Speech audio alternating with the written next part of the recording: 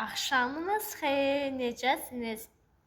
Bir gün mən sizə hikayə görə qanda spontan verəcəm. Əslində bu hikayəni bir gün səhər tezdən, yəni işə getmədən əvvəl TikTokda qabama çıxdı.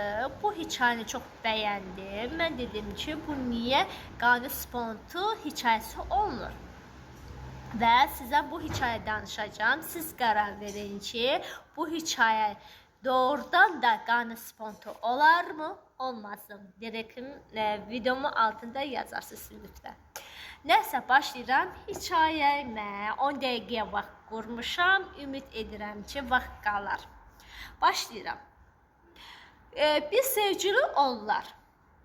Bunlar bir-birlərinə söz verirlər ki, gələcəkdə evlənəndə nə qızın ailəsi, valideynləri, nə oğlanın valideynləri evinə gəlməsinlər.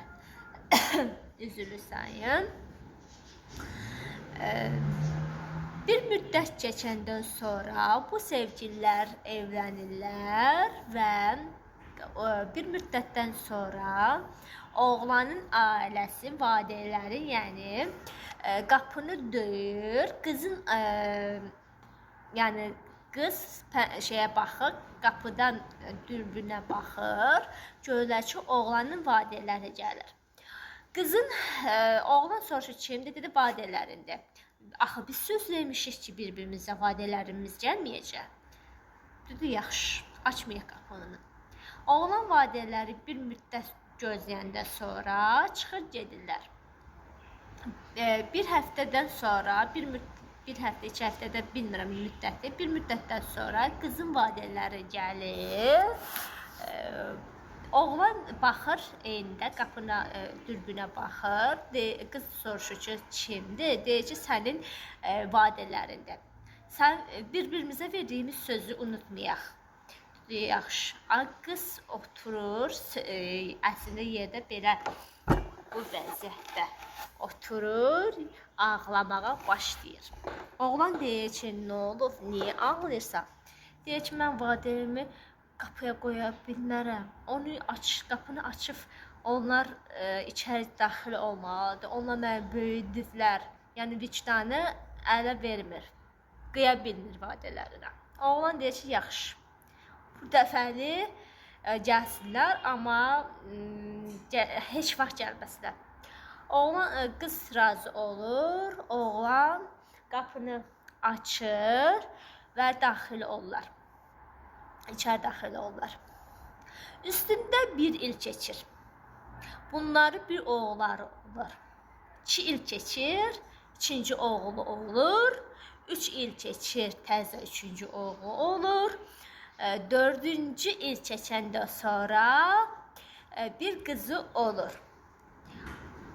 Oğlan, yəni qızın atası deyirlər ki, sənin 3 dənə oğlu olub, heç birinə şənlik eləməmisən, amma bu qız olanda sonra 3 gün, 3 gecə elə şənlik eləmsən ki, üzülü sayın, toya oxşuyor.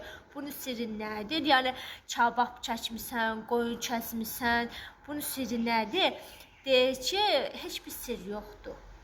Sadəcə, mən səhər qocalanda sonra üzümə açılan qapı qızın qapısı olacaq.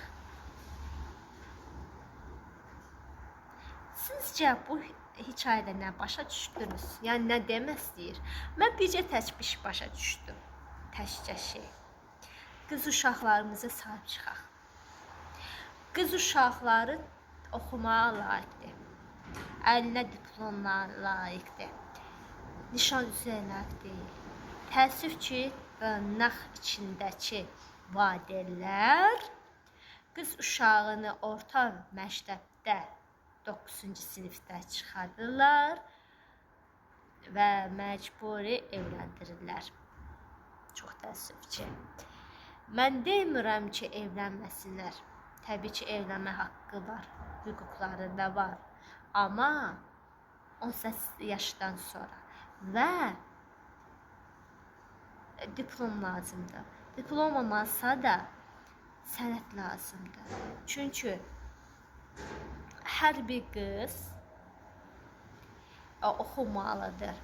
Oxumalıdır ki, savadlı olmalıdır. Savadlı olmalıdır ki, səhər evlərində övladlarına savadlı bir insan böyütsün. Adam, yəni insan olmaq hasaddır, amma adam olmaq çox çətindir. Həm də bu zamanda qız övladlarımıza sahib çıxaq, dəstək olaq. Onları göz bəbəyimiz kimi qoruyaq, saxlayaq. Hər bir qız uşağı bizim baş tacımızdır. Mənim rəhmətli atam da deyirdi ki, qız uşaqları həmişə mənim başımın tacıdır. Yəni siz də qız uşaqlarınıza gözünüz bəbəyi kimi qoruyun, baş tacı kimi saxlayın. Ümid edirəm ki, bu hekayəni bəyənsiniz. Çünki mən bu hekayəni az əvvəl dedim ki, bu səhər tezdən TikTokda qabağıma çıxdı. Çox bəyəndim. Və qərar verdim ki, niyə bu hekayə danışmırsan? Niyə ilk dəfədir sən danışmırsan? Əslində ilk deyildi, ikincisi, amma nəsə. Mən də qərar verdim ki, danışım və siz qərar verin ki, bu qanı spontan oldu mu, yoxsa olmadı mı? Hadi yazın. Və sizcə qız uşaqlarımız oxumalıdır mı, oxumalı deyilmi? Savadlı olmalıdır mı, savadsız olmalı deyilmi?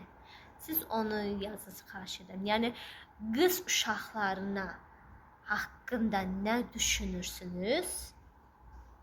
Yazın. Təbii ki, o qırmızı xəttə keçmədən əvvəl. Yəni təbii ki, hamının fikri var, öz fikri var, yazmalı haqqı da var, amma o çərçivə var ya, çərçivənin içində yəni olmalı şərti ilə. Bildiniz nə demək istədiyimi? Yəqin çox insanlar bildi nə demək istədiyimi. Öz fikrinizi yazın ki, görüm ki, mənim kimi düşünən insanlar varmı, yoxmu? Bu qədər. Artıq bu hekayəni mən mötəzəkinə alıram, boşluq qoyuram, mötəzəni bağlayıram ki, siz qərar verin ki, bu hekayə qanı spontan kimi oldu mu? Olmadı mı? Sizce oldu mu? Nə deyirsiniz? İnşallah mən tək diləyim odur ki, tək diləyim deməyim, çox diləklərim var, amma diləklərdən biri odur ki, qız uşaqlarımıza dəstək olmaq. Bu qədər. Dəyərli vaxtınızı aldığım üçün üzr istəyirəm. Və öz fikrinizi yazın. Videomu bəyənməyi, kanalıma abunə olmayı, videomu paylaşmayı unutmayın. Özünüzə yaxşı baxın. Bye bye.